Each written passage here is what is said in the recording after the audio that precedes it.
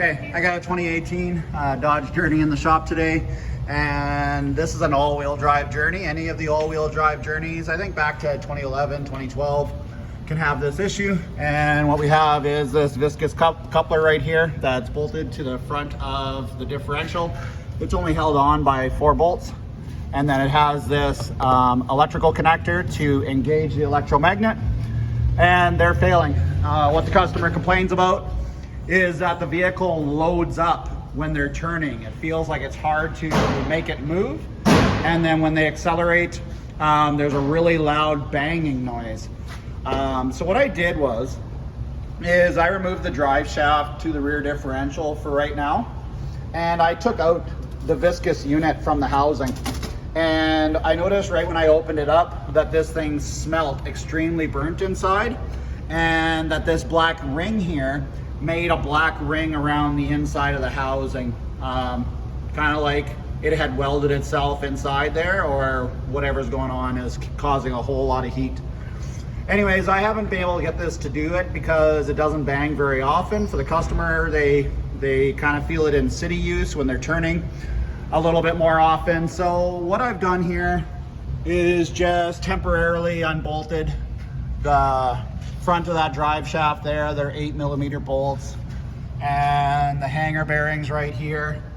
And then I took the drive shaft out and I removed that Viscous nut from the front and hollowed out this housing, and then I put it back on. I've duct taped it over only to keep the gravel out.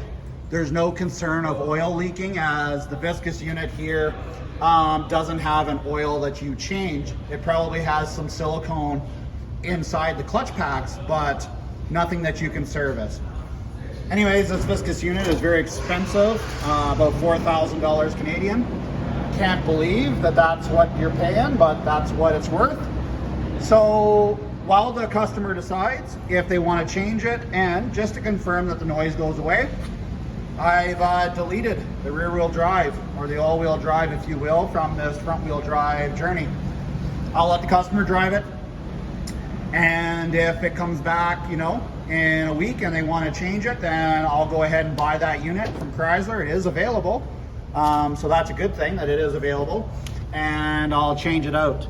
I think you can maybe get a rebuild kit for the clutches and stuff inside, but you know what? I want to wash my hands clean of responsibility on this one. I kind of think Dodge has done a poor job of manufacturing these parts. So here's the bolts that you'd have to take out. It really doesn't take very long with an impact. I had that blasted apart in no time. And yeah, this customer can take this thing, drive it, and come back when they want to change it. It had some fluid leaks here at this axle, so it's going to need an axle seal when it does come back. I've already drained this oil and refilled it, and it didn't have ugly metal filings or anything in it. And I hear on other places on the internet, and this could be a case with yours, that this banging noise actually can break the mount off the side of the differential. So you're going to want to look at that on yours. I don't have that issue. Thank goodness they came to me before it got that bad.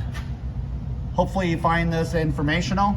And yeah, if you've got a Dodge Journey that's maybe not worth a lot of money, just a way that you can disable that rear wheel drive and keep driving if you want just front wheel drive. No check engine light, no service drivetrain or anything on the dash. So it's all good that way.